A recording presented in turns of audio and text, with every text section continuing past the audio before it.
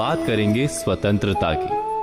स्वतंत्रता, आजादी या स्वाधीनता या स्वच्छंदता, ये सभी शब्द व्यक्ति किसी राज्य, संस्था या देश की आत्मनिर्भरता को दर्शाते हैं।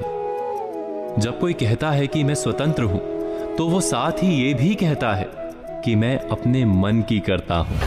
स्वतंत्रता एक तरह से मुक्ति का पर्याय है। लेकिन क्या कभी आपने इस पर विचार किया है कि स्वतंत्रता के भीतर कितने और अर्थ छिपे हैं? क्या ये स्वतंत्रता हमें अपने अधिकारों के बेरोक टोक प्रयोग के लिए स्वतंत्र करती है? कौन स्वतंत्र है? कुछ लोग ये कहते हैं कि हर प्रकार से मनचाहा कार्य करने वाला ही स्वतंत्र है, तो कुछ का मानना है कि मात्र आर्थिक स्वतंत्रता ही वास्तविक स्वतंत्रता है। इसी में सारी आजादी समाई है। अगर आप अपने मन से कुछ भी खरीद सकें, उसे पूरी तरह अपने लिए उपयोग में ला सकें और उसे किसी को भी उपयोग के लिए दे सकें, तो आप पूर्ण स्वतंत्र हैं। प्रख्यात रूसी लेखक लियो टॉल्स्टॉय स्वतंत्रता की एक नई व्याख्या करते हैं।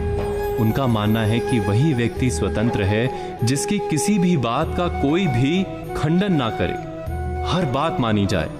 यानी जो मनमानी करने वाला तानाशाह है, वही स्वतंत्र है। लेकिन वो ये भी कहते हैं कि जहां से दूसरे व्यक्ति की नाक शुरू होती है, वहीं से आपकी आजादी का अंत हो जाता है। यानी हमारी स्वतंत्रता किसी और की स्वतंत्रता में कभी भी हस्तक्षेप नहीं कर सकती। यही सच्ची स्वतंत्रता है।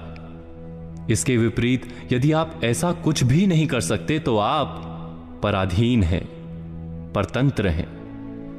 यह पराधीनता क्या है? हर बात के लिए किसी और का मुख देखना। कोई भी एक अन्य व्यक्ति जब आपके सभी निर्णय करे, यही वास्तविक पराधीनता या गुलामी है।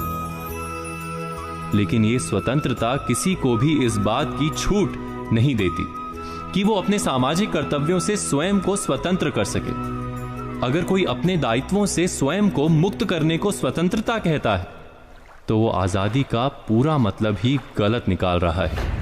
इस स्वतंत्रता का गुण गाते हुए प्रख्यात हिंदी कवि राम नरेश त्रिपाठी ने कहा है, एक घड़ी की भी परवशता कोटि नरक के सम है, पल भर की भी स्वतंत्रता 100 स्वर्गों से उत्तम है। तो आज की बातों पर विचार कीजिए और कल की प्रतीक्षा कीजिए।